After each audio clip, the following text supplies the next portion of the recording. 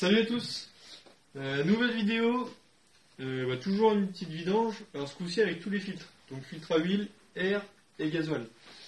Hyundai Getz, je sais plus l'année, bref, 1,5 litre CRDI, 90 chevaux, donc voilà.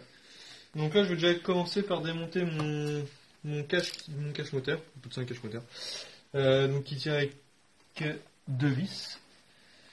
Des vis que je vais mettre dans ces petits bols magnétiques qu'on a achetés. On vous met les liens dans la description si vous voulez en commander, ça peut être bien. Voilà, c'est aimanté, ça se colle partout. C'est pratique pour les vis, enfin il y a de la matière pour connecter les vis. Moi j'aime bien. Ça vaut pas super cher en plus. Donc là, avec une douille de 10, hop, un petit cliquet, une rallonge. Voilà, je mets ça dans mon bol. Comme ça, je suis sûr que mes vis vont pas bouger.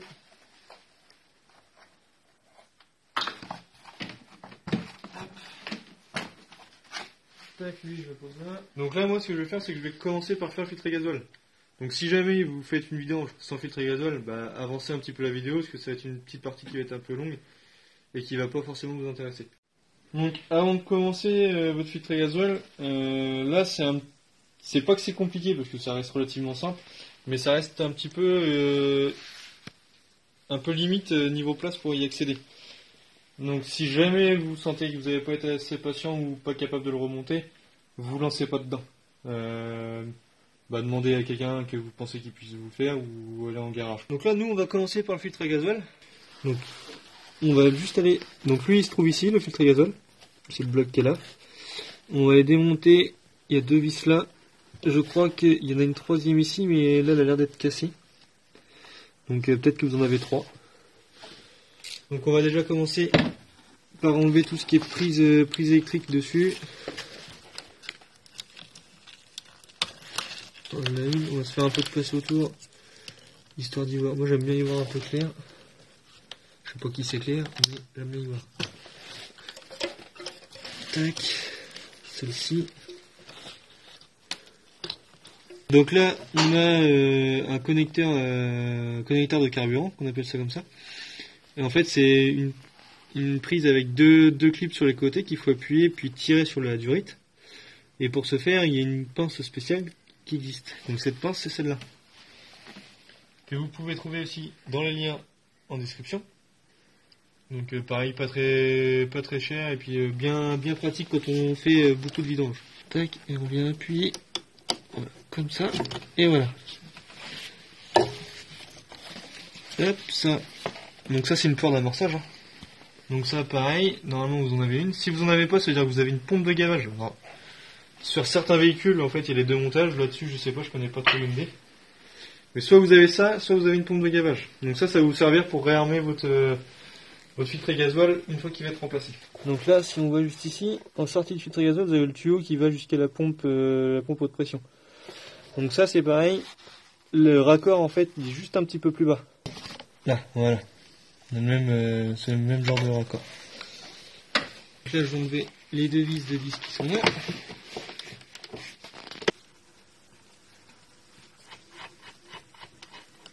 Donc là, une fois que les deux vis sont enlevées, j'ai plus qu'à tirer sur mon bloc de filtre et ça doit théoriquement sortir.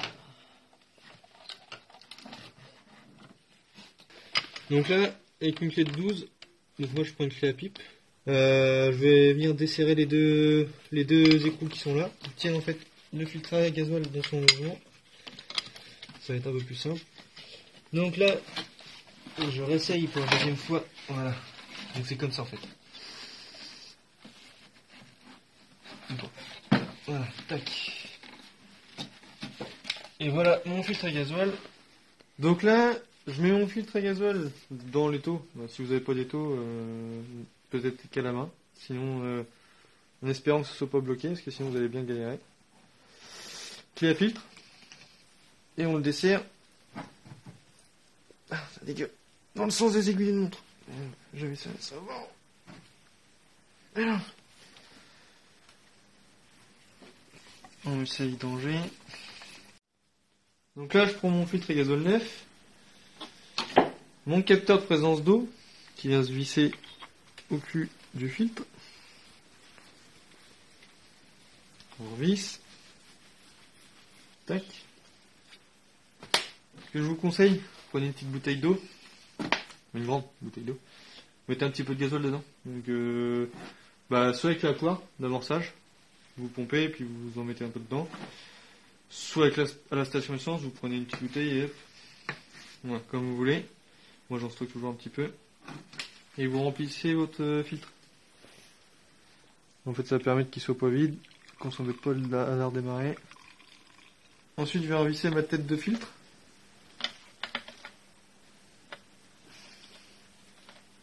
Donc, je vais bien la serrer assez fort à la main.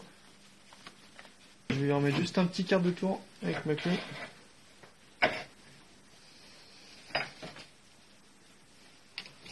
Juste pour être sûr.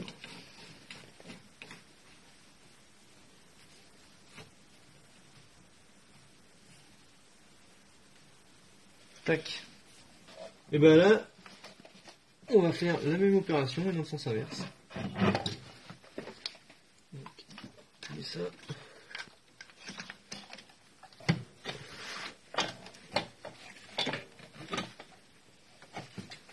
Un petit coup de clé.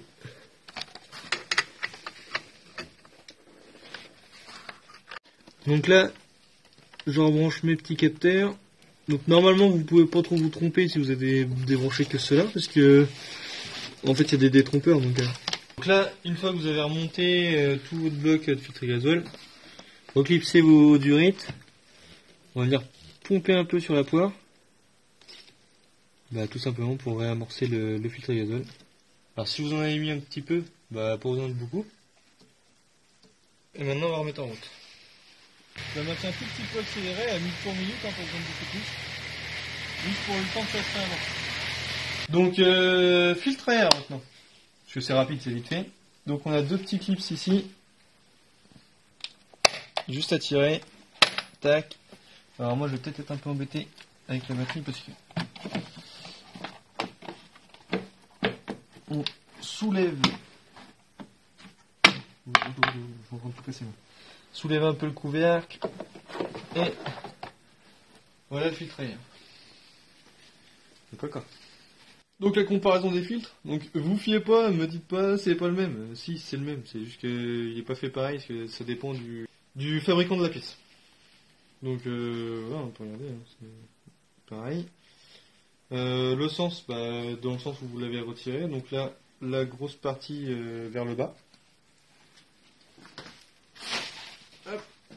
Et tout simplement, on va le remboîter dedans. Tac. Tac, tac, tac.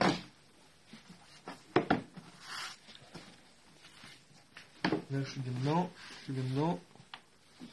Et je vais remettre mes clips. Ça, c'est toujours un peu chaud à mettre. Tac. Le deuxième.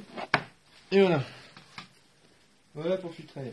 Donc là maintenant, on a fait filtre à gazole, filtre à air. On va s'attaquer au filtre à huile et au remplacement de l'huile.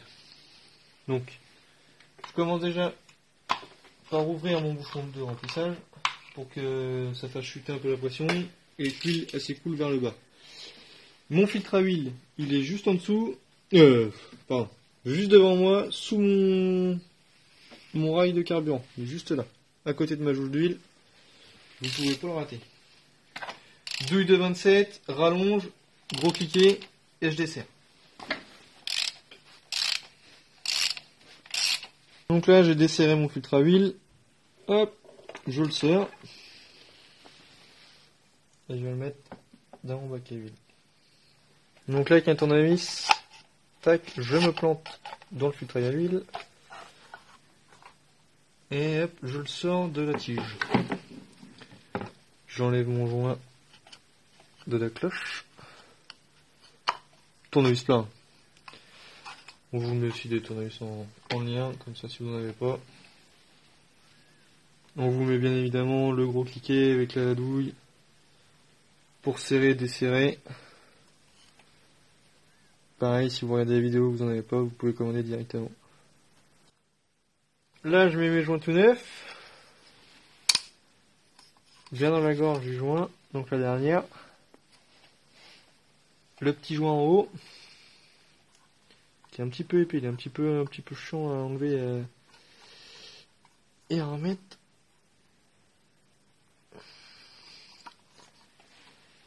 Hop. Tac, je vais remettre mon filtre à huile. Donc, je viens de l'emboîter comme ça. Il n'y a pas de sens.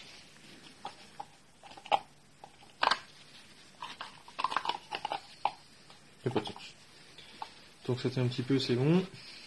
Surtout sur mon joint, ici, je viens mettre un petit peu de graisse. Un peu de graisse avec un pinceau. Comme ça, quand il va venir s'emboîter dans la cloche, il va pas se couper ou quoi que ce soit, il va se mettre tranquillement tout seul. Ensuite, je vais le remettre dedans. On visse. Et on va serrer à la clé dynamo. Donc là, je viens serrer mon filtre à huile à la clé dynamo. 2,5 kg, 25 Nm.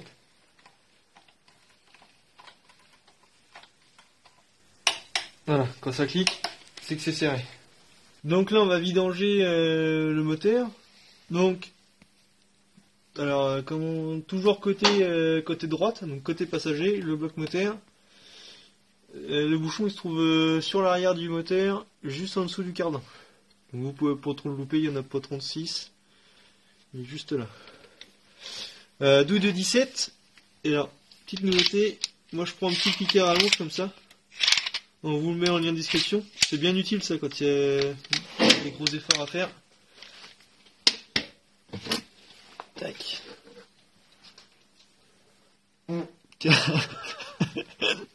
Mais non putain, t'es con. Donc là mon bouchon, je vais laisser un peu secouer, ça coule encore. Un petit coup de métal en frein. Hop. Et je vais remettre mon bouchon.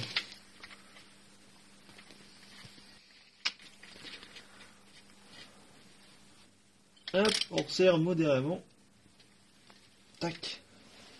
J'utilise toujours mon gros d'huile pour mettre mon huile. 5 litres 4 il donne là-dessus. Et moi je la mets en 10-40, après je sais pas, vous pouvez peut-être mettre de la 5-40 si jamais vous préférez. On voulait vous présenter une petite découverte. Bah du coup ça va en relation avec la vidange. Donc forcément on ne montre pas sur la vidéo, mais quand on fait des vidanges comme ça, on jette un petit peu un coup d'œil aux plaquettes, tout ça, mais ça vous en foutez. Et surtout on fait niveau pression des pneus, éclairage. Et vu que pour mes clients je cherche toujours le meilleur rapport qualité-prix, j'ai longtemps cherché et je suis tombé là-dessus pour du lave-glace. Donc comme vous le voyez il est bien bleu, je l'utilise depuis quelques temps et je ne m'en plains pas. Et en fait ça se présente comme ça. C'est des petites pastilles, donc dedans c'est une petite pastille comme un bonbon, donc surtout si vous en achetez en gelée que vos enfants ne tombent pas dessus. Et en fait, vous mettez la pastille dans une bouteille, ou même directement dans votre bocal de lave-glace, et vous mettez à peu près mettez 5 litres d'eau. Parce que là, vous voyez, il y avait 5 litres d'eau, il est quand même bien bleu. Donc voilà, ça vaut, le sachet de 100 pastilles, il vaut à peu près 20 euros, je crois. Donc ça faisait à peu près 20 centimes la pastille. Donc c'est hyper rentable, et en plus c'est pas mal. Donc on vous met en lien de description, et si jamais ça vous intéresse, bah n'hésitez pas parce que c'est vraiment bien. Donc là j'ai mis mon huile, avant de faire tourner je vais vérifier mon niveau avec la jauge à huile. Donc je la retire comme d'habitude, j'y passe un petit coup de chiffon.